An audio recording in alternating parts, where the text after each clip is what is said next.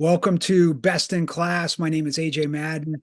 I have the honor and privilege of helping individuals and organizations become best in class at what they do. Today's guest is Jackson Selk. Jackson has been a top performance coach for the past few years while studying psychology at Florida State University. With a background in lacrosse coaching, he has been trained under Dr. Jason Selk, who I believe is the world's number one expert on success, winning, and mental toughness. And I'm not just saying that to be nice. I've been very fortunate to be able to spend a lot of time with Jason Selk. And I know that Jackson is now making an incredible positive impact as well with his clients. His goal is to help his clients maximize their potential. Jackson's science-based approach and proven mental training techniques have earned him the reputation as one of the most sought after and up-and-coming performance coaches in the United States. And I believe that is 100% accurate. Jackson is absolutely one of the most up-and-coming and will be sought after performance coaches. Jackson has worked with numerous Olympic, collegiate, and top high school prospects, helping develop the mental toughness needed to perform their best when their best is needed most. Jackson Selk, welcome to Best in Class. Honor to have you. AJ, thanks for having me. I really appreciate it. And like we talked about earlier, it's my first podcast. I'm pretty excited. Oh, beautiful. And this is going to be the first of many. Jackson is going to do many, many big podcasts. He's got big things in front of him. And you're going to see why based on this interview. In the next 30, 45 minutes, you're going to see exactly why Jackson's doing big things and there's big things to come. So my first question is, what are 3 to 5 key mindsets that will help someone become best in class at what they do? It's a great question. And I don't really want to view it as 3 to 5 mindsets. AJ, I'm all about simplicity. If I can make things as simple as possible, I think that's going to work for people. So I would look at it like this. What's the number one most important mindset or activity that people should be doing? And for me, I really want people to focus on the fact that there's always a solution. There's always a solution. And I just want to focus on one thing because there's this thing called channel capacity. And channel capacity is your mind can only fully focus on one thing at a time. So I really want to focus on that one thing being there's always a solution. Now this is a mindset. There's having always wanting to have and find a solution is a mindset. Now how do I coach that though? And I coach it really in a way, something called 3 phases of greatness. Okay, and what 3 phases of greatness are, I'll outline them shortly, and if you want me to dive further into them, we can talk more about that. But here are the 3 phases of greatness. Number 1, have a winning game plan. Have a winning game plan. And we do this by having effective goal setting, something called product process. Number 2, regularly review your winning game plan. Okay, and the best way we know how to do this is something called the mental workout, developed by Dr. Selk. And then the 3rd phase of greatness is to effectively evaluate. And we do this by something called having a success log. So really the one thing I want to focus on, remember, it's not 3 to 5 things. The one thing I really want to focus on is the fact that there is always a solution. And the 3 phases of greatness is how we teach that. Okay. Oh, excellent explanation. Well, I love the simplicity. Masters make the complex simple. Experts make the complex simple. And that's what you did there. You simplified it down for us in terms of there is always a solution, always. And that's one of the most beautiful statements, I've ever heard and can ever hear, is that to keep that in our mind, there is always a solution, always. Right. And there's a confidence behind that. When someone like you says that and tells that to your clients and us, there's weight to it, right? Because you've seen it, you've studied psychology. There is always a solution, there always is. And well, how do we get there? And what you're sharing with us, correct me if I'm wrong here, is, some of the key habits, okay, in terms of what you laid out there in the next 3. Is that how you'd want to talk about habits, the action steps? Yeah, I would say to the most important action steps is to complete this three phases of greatness. I think if someone can dominate every morning and nail those three phases of greatness, they're setting themselves up for major success in their life. I think it's going to be real hard to fail if they're doing those things. It's going to be real hard to fail. Excellent. Can you break each one of those down simply for the audience so they can take action on it? Yeah. So again, it's called the three phases of greatness. I'll start with phase number one. Phase number one is having a winning game plan. And the best way we know how to develop a winning game plan is to set goals. Now, listen, AJ, most people don't set goals. I believe it's 14% of people in the country know what their goals are professionally. Out of those 14%, only 3% have those goals written down. To me, that's crazy. How do you know where you want to go? Or how are you going to get to where you want to go if you don't even know where you're going to go? Well, Right? So we talk about this thing called product and process. There's two types of goals, product goals and process goals. Now, a product goal is a result-oriented goal. Okay, so for example, it could be making X amount of money this year. If you're an athlete, if you're a baseball player, it could be having a certain batting average. If you're a student, it could be graduating this year with a certain GPA. These are result-oriented goals. Now, next, the second type of goals is process goals. And what process goals are the things that you do on a daily basis that will set you up to obtain this process goal, this product, right? Or this product goal. So it's the things you do on a daily basis that will set you up for success. Now, I really want to emphasize the importance of process goals. Process goals are the most important type of goals that we can be setting for ourselves and doing on a daily basis, right? So if I'm a student and I want to graduate with a certain GPA, say I want to have a 3.5 GPA, that's my product goal, that's that result-based goal. What are the 1 to 2 to 3 most important things I can do on a daily basis that's going to set me up to get that 3.5 GPA? Now, for me, maybe it would be meeting with my professor once every week, one-on-one, making sure I'm on track. Maybe that's the single most important thing I need to do. Maybe another process goal I could be doing would be spending 1 hour studying per class a day. If I study 1 hour per class a day, I'm setting myself up to get that 3.5 GPA. And, maybe the last thing could be making sure I get 8 hours of sleep 5 days a week. Sleep's extremely important. And you see with these process goals, I really like to put numbers on them so they're measurable. I like to be able to identify if I'm winning or if I'm failing. So if I'm meeting with my teacher one time a week, I know that I'm winning if I do that. If I don't meet with my teacher one time a week, I can look at myself in the mirror and say, hey, you have failed. If I do meet with my teacher, I can look in the mirror and obviously it's the opposite. I've won that week.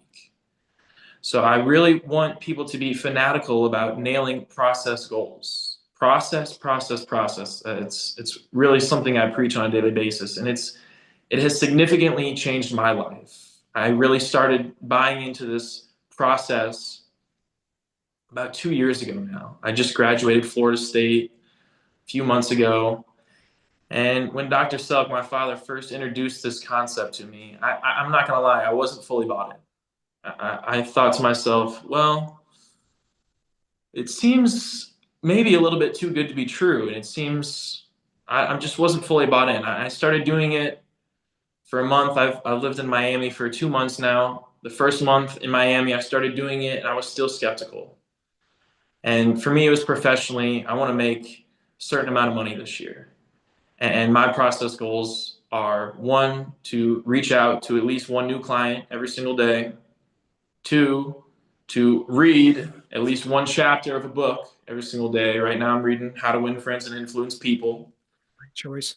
And 3 would be to sit in on Dr. Selk's just not necessarily sit in, but spend 15 to 30 minutes a day reflecting and just talking with him about how I can make myself better, right? He's one of the best teachers I've ever had. So if I can learn from him, it's going to be really, really good. But I really want people to nail process. I talk with my clients often, become fanatical about nailing process. And so the first month of me being here, I wasn't fully bought in. I did that for a month, right? I didn't really see many results at all. I was still, Dad, what's going on? Why is this not working for me? He just said, give it time, son. Give it time. I did it for another month. I've been doing process goals for 2 months now since I've been in Miami, and I'm starting to have some success. I have a bunch of active clients now. You know, something like this where you reach out to me to do a podcast, for me, that's a total win, right? I'm starting to get the ball rolling. And I really would say, AJ, someone should define success based on if they can nail their process goals 90% of the time. If you can nail your process goals 90% of the time, you are 100% setting yourself up for success. Now, with that being said, that's for the business world. For the sports world, you can nail your process goals 100% of the time and still get your brains bashed in. That's just how sports is. But for the business world, if you nail your process goals 90% of the time, you are totally setting yourself up for success. Okay, so that's phase one, have a winning game plan. Phase two, regularly review your winning game plan. Now, the best way we know how to do this is through something called the mental workout. Now, the mental workout is a 5-step process developed by Dr. Selk. And this mental workout, if you do it, you are setting yourself up to give yourself an edge over your competition. And what the mental workout is it's a few scientifically proven tools. Now, I say scientifically for a reason. This stuff is not just proven. It's not just been invented because it works for one person. This stuff has been scientifically proven. And the first part of the mental workout is something called the centering breath. Centering breath is kind of just like a timed deep breath. It's to get your heart rate under control. Part two is something called the performance statement. And what the performance statement is the 3 most important focus points during performance for someone to be focusing. Okay, the next part, part 3, is something called the personal highlight reel or personal mixtape. And that's visualization. It's 90 seconds of visualization, seeing yourself dominate in the past, in the future, and then in practice. Okay, after that, tool number 4 is something called the identity statement. The identity statement is kind of just like a personal mantra to remind yourself who you are, what you want, and what you're capable of. It's a form of positive self-talk. Tool number 5 is just finish again with a centering breath. And that's really the mental workout. I can dive into it deeper if you'd like. But in essence, that's what the mental workout is. And this has been used by the St. Louis Cardinals to win 2 World Series. This is being used by SMU football right now. They just had one of the best seasons they've ever had in their entire school program. That's right. This is being used by Auburn baseball, who's also having crazy success. And I believe it's being used by Auburn golf as well. A lot of people are using this. Many Olympic athletes have found great success in using the mental workout. Okay, so that's part 2 of having the 3 phases of greatness. Finally, part 3 is effectively evaluating. Now, it's extremely important to be effectively evaluating because you need to make sure you're on the right track and going to the right place. And the best way we know how to do that is through something called the success log. The success log is really a foundation of building confidence. It's the best way we know how to build confidence. The success log is very simple. This is how a really easy way to effectively evaluate. You ask yourself 3 questions. Question number 1, what are 3 things I've done well in the past 24 hours? Okay. So for me, if I was going to answer that, I'll do a success log right now. 1, I went to bed at the time I wanted to go. I went to bed at 10 o'clock last night. I got a full 9 hours of sleep. Something else I've done well in the past 24 hours. I got up this morning and worked out before this. And then one more thing, I did a really good job checking my emails. Right? So if someone can identify what they've done well, it's going to reinforce more opportunities for them to do well, and it's going to build confidence. Okay, so that's question number one. What are 3 things I've done well in the past 24 hours? Question number 2 of the success log. What's one thing I want to get a little bit better at in the upcoming 24 hours? Okay. Now, question number 3 is what's one action step I can take to make what I mentioned above happen? So say one thing I want to get better at is becoming a bit more organized. Now, this is actually something I do want to get better at. Organization is something I don't necessarily struggle with, but I definitely could get a little bit better at. So if I'm going to become better at organization, what's one thing I can do right now to start making that happen? We're all about action, AJ. We're not going to say something and not do it. If we're going to say something, you might as well do it. So one thing I can do right now to help myself become a little bit more organized is to fill out my calendar with all the dates and important things I have for the next upcoming month. Right? So that's the success log. That's a really effective way to build confidence and effectively evaluate. And that's really what the 3 phases of greatness is right there. Thank you for walking us through that. Okay. In a very simple way, in a very specific way. Your examples help a ton in terms of how you're practicing it with your process goals and also what you're putting in your success log. Um, I can tell you that I've used these tools for years. I mean, Jackson's dad, Jason's been a mentor of mine for years, and I've studied his work for probably close to a decade. What I can tell you is these 3 things work. I mean, I did my success log this morning. I did my mental workout this morning. I know my process goals. I nail them religiously and relentlessly. My top 3. I am a living testament. And again, I'm not saying this to be nice. I'm a paying client, of Dr. Selk to learn from him. And this methodology, in my opinion, is the best in the world. Why? As Jackson laid it out, and this is exactly what he teaches. One, because it's science-based, it's evidence-based, it's battle-tested, it works. And number 2, it's simple. Jackson and his dad make this very simple for us to execute and do each day. I mean, the mental workout only takes between a minute and 40 seconds and maybe around 4 minutes for athletes a day. Not even 4 minutes. There you go. I even overestimate it. So it's even less than that. So it's simple. Right? It's a simple commitment we can make. The success log maybe takes a minute a day.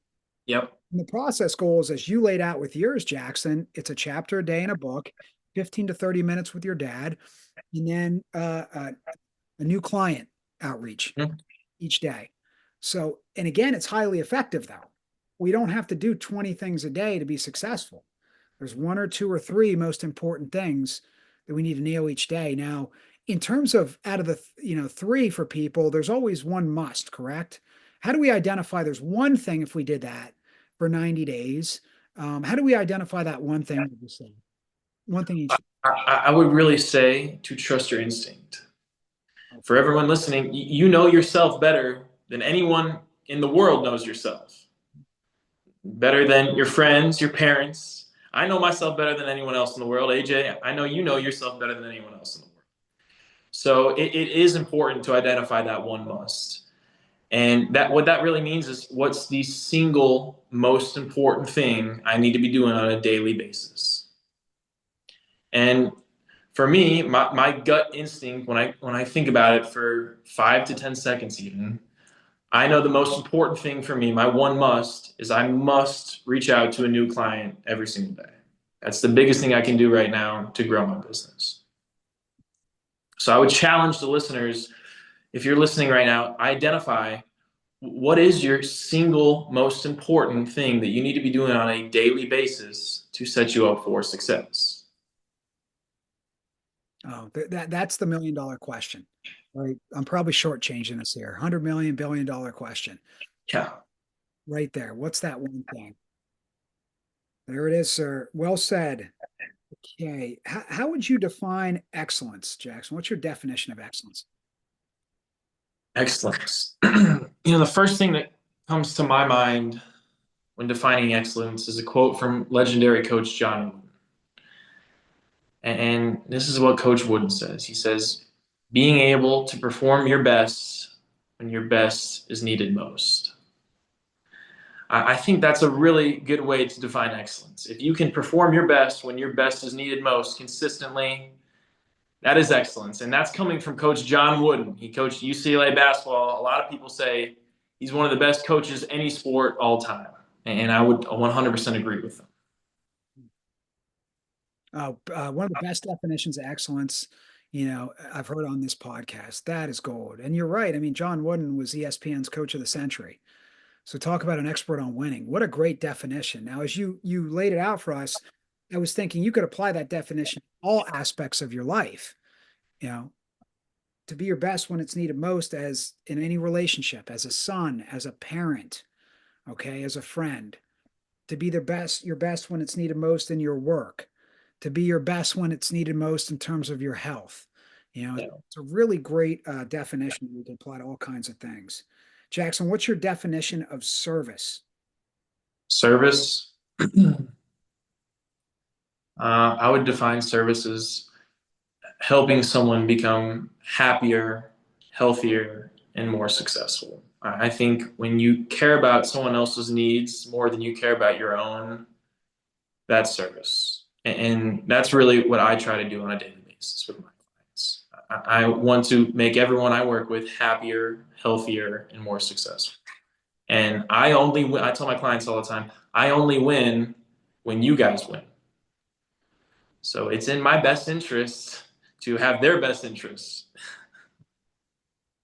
Oh, beautiful, sir. Well said. Well said. And I love how you took that one and applied it to several aspects of our life, right? Your goal is to serve your clients in those different aspects, their happiness, their health, and their success. Oh, excellent, sir. Well said. Well said. Uh, AJ, I'm curious, how would you define service? be kind and useful. That's my definition of service. Be I kind like and useful. I like that a lot. Yeah, that took me about 40 years to come up with, to simplify that. And look at it, it's very simple. It's There it is. very simple. And I love that you start with being kind. My grandfather, he's one of the biggest role models in my life. He always preached, be kind, be kind, be kind, be kind. Okay. I've heard a lot about your grandfather. I've heard so many good things about him. And I didn't know that was, one of his key mantras there, be kind, be kind, be kind. But I definitely see that in your dad. I see it in you. Oh man. I mean, the best life philosophies are essentially bumper stickers. I mean, it's 2 to 5 words.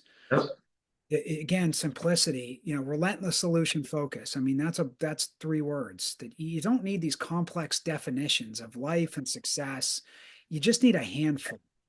Be kind, be kind, be kind. And yeah, you don't overthink success. Don't overcomplicate it. Um, Amen to that. Don't overcomplicate success.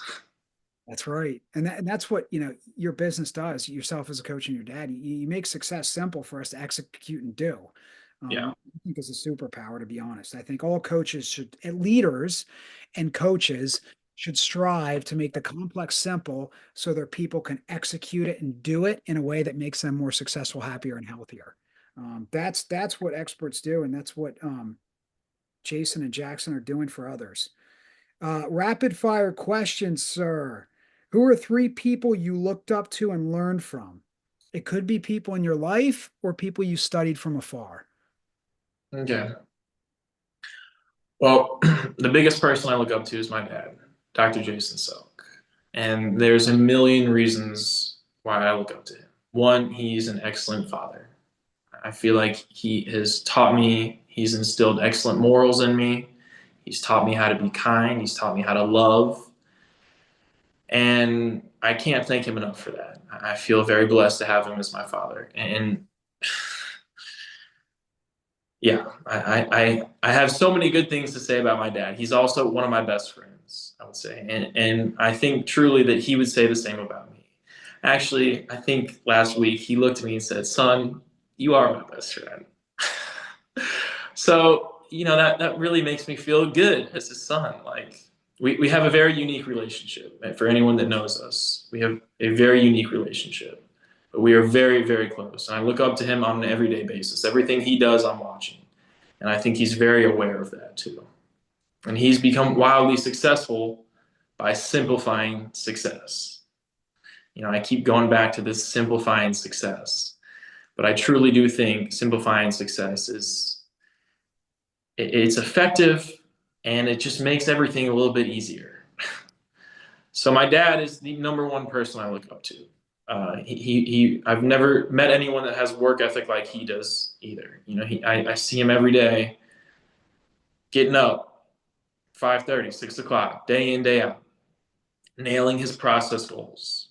He's doing everything he needs to do in order to be successful. It's very inspiring for me to watch. As a child growing up, I didn't fully understand what I was witnessing and watching, but I knew that something awesome was happening. I knew that my dad was special. And now I'm getting older, and I can understand why. And I'm really just doing everything I can to start getting in the same habits and cycles that he gets in. The second biggest person I look up to would be my grandfather, Jackson Theodore Selk the first. I'm Jackson Theodore Selk the second. He was such a good person. My parents decided to name me after him. And my grandfather was very different than me and my dad. He was very laid back. He's extremely humble. He fought in Vietnam and saw some really horrible things. He did some really horrible things he never even really talked about. He just passed away 3 years ago on Christmas. So rest in peace to him. But I know he's watching over us. But the biggest thing I learned from my grandfather was, 1, be kind, 2, to love, and 3, the glass is always half full. He always gave me this analogy. If there's a glass of water and it's filled halfway up, there's 2 ways to look at the water. Is the cup half empty, or is the cup half full? And this just relates to outlook on life. How are you going to view life? Are you going to view life in a positive aspect, in a positive light? Is your cup half full, or is your cup half empty? That makes sense? Yes, sir.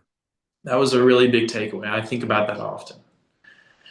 And I think the third most influential person that I look up to in my life would be Coach Mark McLean. He was my soccer coach. He was my first soccer coach I ever had. I was best friends. His son was my best friend growing up. He was my childhood best friend, Gavin McLean.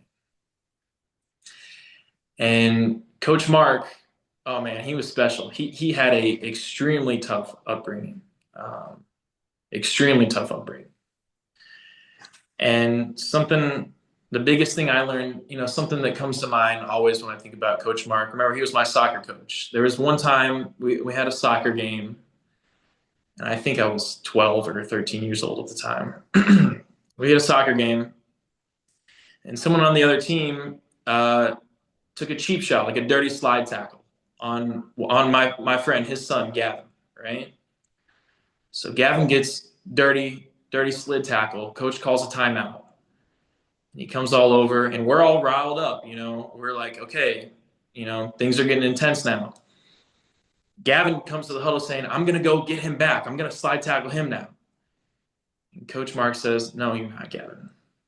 And he looks at me and says, "Jackson's going to go get him back for you."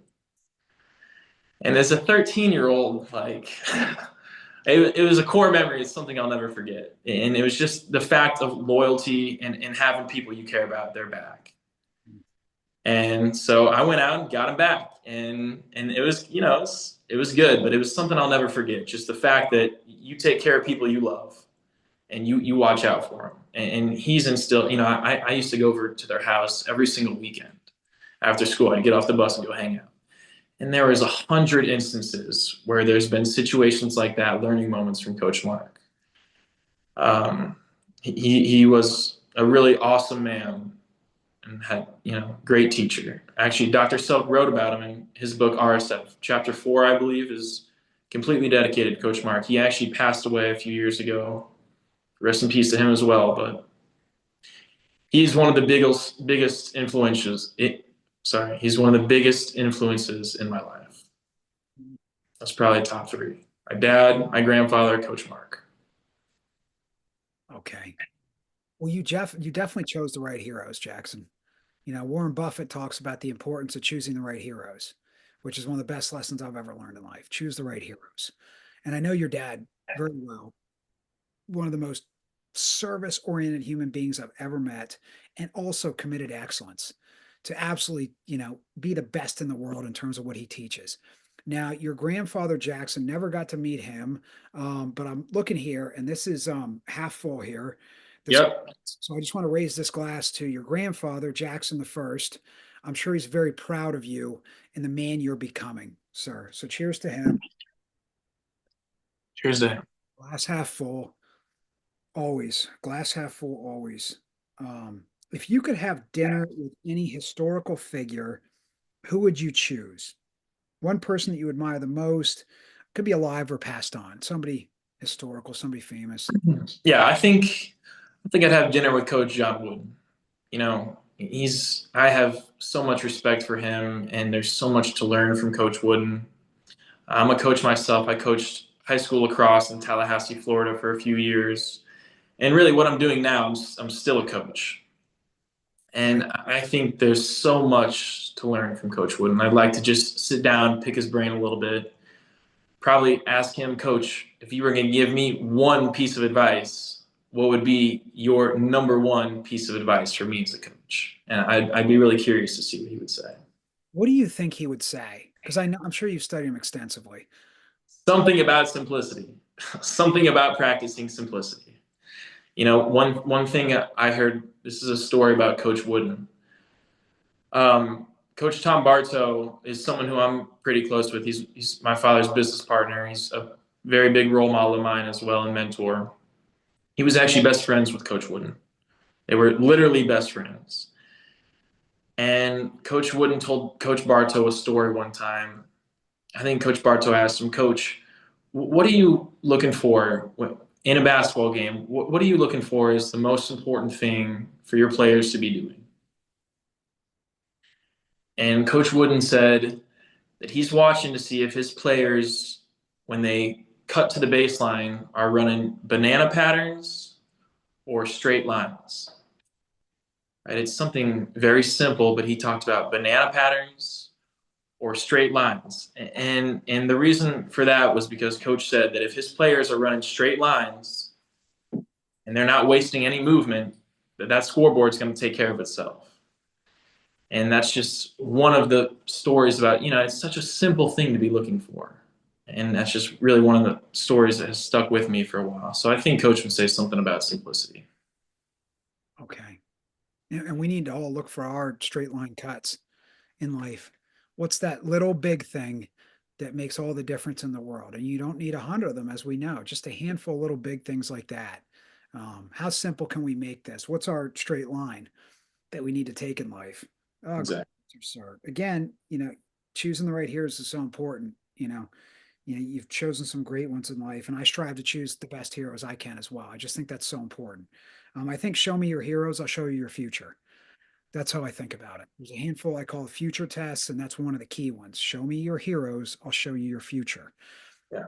Who you emulate, how you think, how you speak, how you act, how you show up in the world. Mm-hmm. What's a favorite quote of yours, Jackson?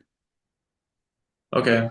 One of my favorite quotes is, when the good guys do nothing, the bad guys win. That's something that my whole family has always preached my entire life. If when the good guys do nothing, the bad guys win. And we look at ourselves as good guys, obviously. So when something's going wrong, I need to step in. And that has shaped my life a lot. But yeah, when the good guys do nothing, the bad guys win. Or I really like this one. This is a quote from one of my middle school best friends. Sam Fiala. He said, "Be nice, just be nice." And it's so simple; it could be put on a bumper sticker, like you were saying. But I love, I use it all the time. Be nice. There it is. Oh, excellent choices, sir. Excellent, excellent, excellent choices. Love the simplicity once again. What are three of your favorite personal development books, biographies, Mhm. change your life the most, or books that you've gifted to others? I'm reading this right now, Greatest Salesman, or How to Win Friends and Influence People by Dale Carnegie. This book is really good. I'm a few chapters in right now, and I'm really, really liking it. I know a lot of people say it's one of the best books of all time. It was recommended to me to read. My biggest takeaway from the book right now is just to give people sincere appreciation. People want sincere appreciation so much, and it's such a simple concept again, but giving sincere appreciation will do so much for you in your life. That's one of my biggest takeaways right now. Another book that is really impactful, I just finished reading, was The Greatest Salesman in the World by Og Mandino. Okay. Now that book is, I think that book was published close to 75 years ago. I think a very long time ago. I don't know the exact date, but I know it's been around for a while. And my biggest takeaway from that was this: the only difference between those who have failed and those who have succeeded lies in their difference of habits. Process goals. Process goals. Habits are extremely important. Amen, sir. What's maybe a third book that you love? A third book that I love is RSF Hey, by Dr. Selk, somewhere around here. there we go. I'm getting This book, I'm yeah, getting my copy out as well. yeah, this is a real good book right here. Relentless Solution Focus. There's a million good things I could say about that. If you haven't read it, I think that you should read it. And my advice, when you're reading it, take your time. You know, maybe reread a chapter, maybe reread the chapters over and over again. I don't think it should be a quick read. I think it should be something that you take your time and you really think about. Oh, well said. That's great advice to take your time through the book because it's several books in one. Yeah, You have the RSF tool, and then you've got chapter 7, 8, 9, which is mental workout, process goals, what else? Their success log. So it's several books in one. It's my most gifted book. I tell people money back guarantee. If you don't love it, send it to me. Go buy it. You don't love it, send it to me, and I'll give you your money because I know I'll send you the money, the price of the book, because I know there's a lot of people out there who need this book in particular. I've read probably around 1,000 books on performance over the last few decades. Well, this is the one I landed on to gift the most when anything someone's going through personally, professionally, something they struggle with, or a big goal or dream they have. I like to have one-stop shopping for people, and this is the one. So glad you're recommending this one. yeah, I love it. By the best in the business. Let's see. Great choices with the books. I love the older books as well. Dale Carnegie, How to Influence Friends and Influence People, Greatest Salesman. I mean, these books are classics. There's no reason to reinvent the wheel. I mean, people were talking about the principles of success, 100 years ago. So it's not necessarily you have to learn a bunch of new things about success. Just learn the fundamentals, learn the keys. Yeah. What's an inspiring educational uh, documentary, movie, or TV show that you'd recommend to the audience? Um, Actually, Dr. Selk and I are starting to get into F1. We're wanting to venture into F1, Formula One racing. Excellent. I've really been wanting to watch the show. There's an F1 show, I believe it's on Netflix, called Drive to Survive. That's right. It's something I really want to watch. Okay. So that's one you're looking forward to watching. Myself as well. I've heard good things. So if you watch it before me, let me know what you think if you can. I probably need a nudge to watch it because it's about excellence. It's Yeah, a sport. I love that you and your dad are getting into that sport. I think that's very interesting. And you two will dominate it. If that's what you want to do, you guys will dominate that sport. And I'm sure F1 needs, high performance coaches like you and your dad. What's something that you've enjoyed, maybe a movie or documentary that you've seen or a TV show you'd recommend? Inspiring, educational. yeah, yeah. We actually just I just finished Band of Brothers. It's about World War II. It's directed by Tom Hanks. Really, really good, and it was extremely inspirational. And I have so much respect for those military guys. If you're listening to this in your military, I have the utmost respect for you. Thank you so much for what you've done for this country. It was really inspiring to watch. Those guys have been through some serious stuff, and that's a brotherhood that I don't even really fully understand. But those guys, it's a very inspiring TV show. If no one's seen that, Band of Brothers. Oh, great choice. Excellent, excellent choice. Let's see. Now, Jackson, anything I didn't ask you about that you want to share with the audience? I don't believe so. I think you've done a really good job asking these questions. And it's been pretty extensive and well done. I appreciate that. Well, excellent answers. I mean, some of the best I've had on the podcast.